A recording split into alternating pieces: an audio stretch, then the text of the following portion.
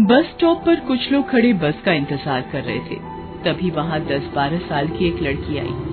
उसके कपड़े गंदे और फटे हुए थे। वो वहां आकर लोगों से कहने लगी, बाबूजी 2 रुपए दे दो, बाबूजी 1 रुपए दे दो, 2 दिन से कुछ नहीं खाया है, 1 रुपया दे दो ना बाबूजी।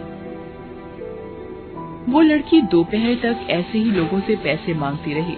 फिर दोपहर को अचानक गायब हो गई।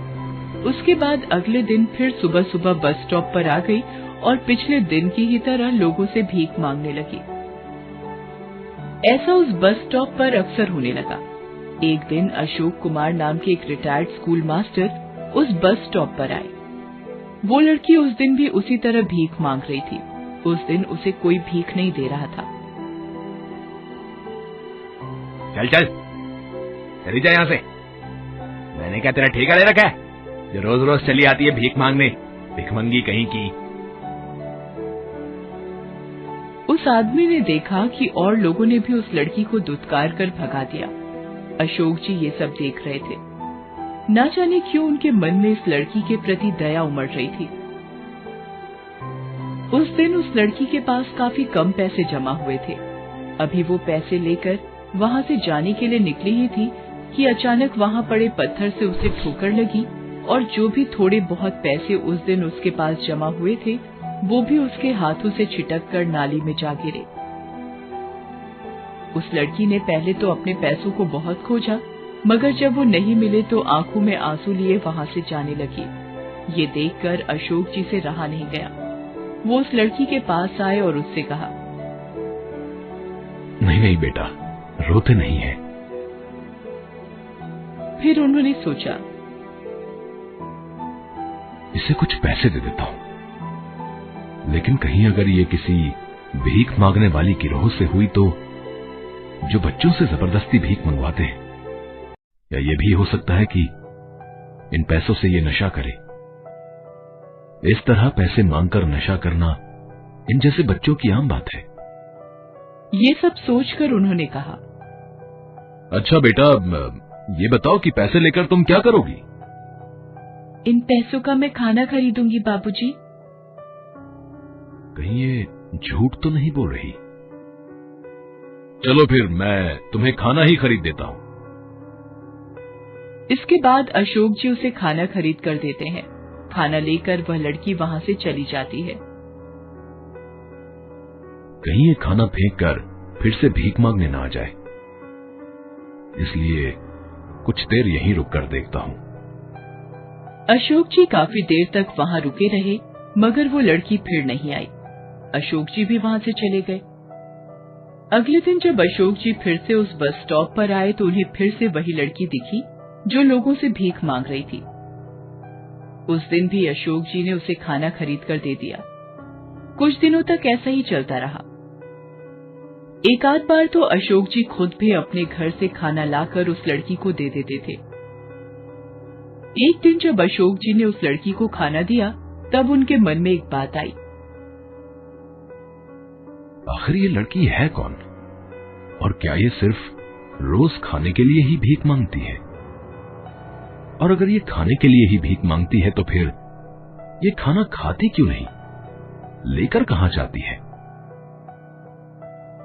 ये सोचकर अशोक जी चुपके से उस लड़की का पीछा करने लगे।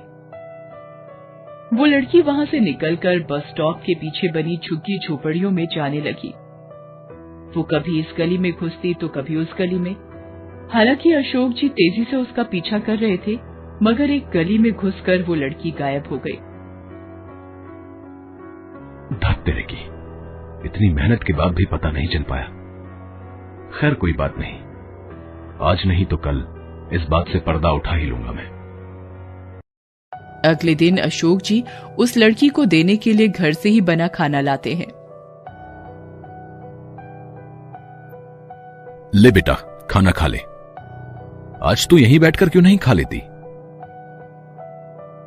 वो बाबूजी, वो मैं खा लूंगी आराम से, आप चिंता मत कीजिए। तो फिर यहीं खा ले। देखो अभी खाना गर्म भी है, बाद में ठंडा हो जाएगा तो अच्छा नहीं लगेगा।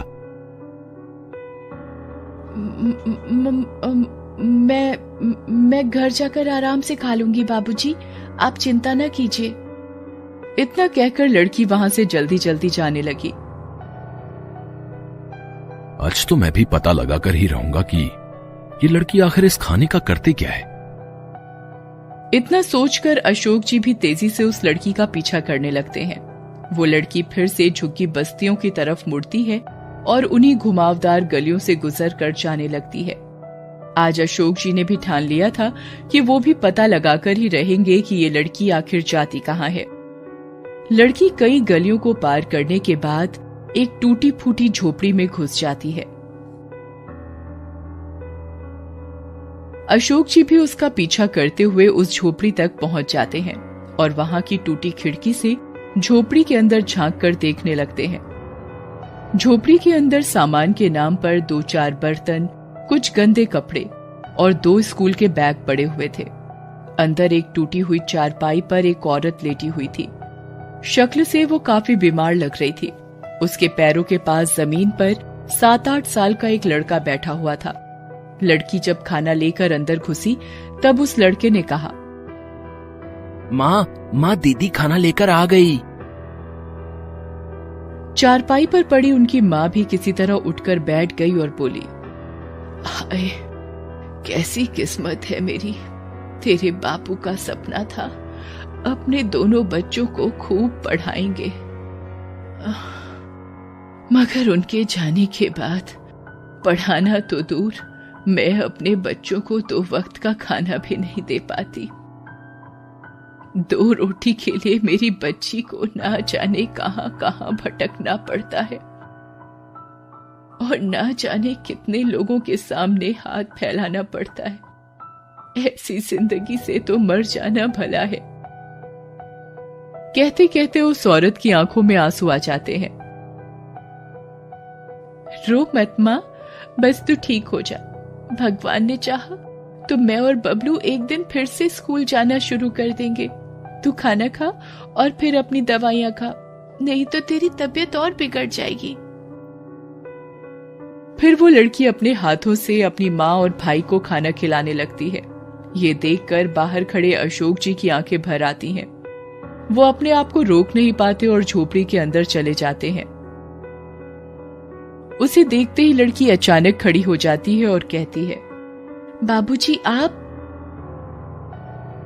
मैं सब कुछ समझ गया हूं बेटा, तुम्हें कुछ कहने की जरूरत नहीं। तभी उनकी नजर वहां पड़े स्कूल बैग पर पड़ती है। अरे वाह, तुम लोग स्कूल भी जाते हो? जाते थे, मगर अब छोड़ दिया है बाबूजी। क्यों? पढ़ाई छोड़ने का दुख नहीं हुआ तुम्हें? दुख तो बहुत हुआ था बाबूजी, मगर जब से माँ बीमार पड़ी घर में एक पैसा भी नहीं बचा था। घर में जितनी भी जमा पूंजी थी सब माँ की दवाइयों में खर्च हो गए। 2 दिन हमारे पेट में अन्न का एक दाना भी नहीं गया था। खाली पेट माँ की दवाइयां भी असर नहीं कर रही थी। तब मजबूर होकर मुझे काम की तलाश में स्कूल छोड़ना पड़ा, मगर मेरी उम्र देखकर कोई मुझे काम देने को भी तैयार नहीं हुआ। तब मजबूरी में मुझे ये रास्ता अपनाना पड़ा, भीख मांगने का। ये पेट की आग जो न करवाए बाबूजी। मैं आज ही तुम्हारी माँ का दाखिला अस्पताल में करवा देता हूं। देखना, कुछ ही दिनों में वो ठीक हो जाएंगी और फिर तुम और तुम्हारा भाई कल से स्कूल जाएंगे। पैसों की तुम चिंता न करना। अशोक जी की बातें सुनकर उन तीनों के मुरझाए चेहरे पर मुस्कान दौड़ जाती।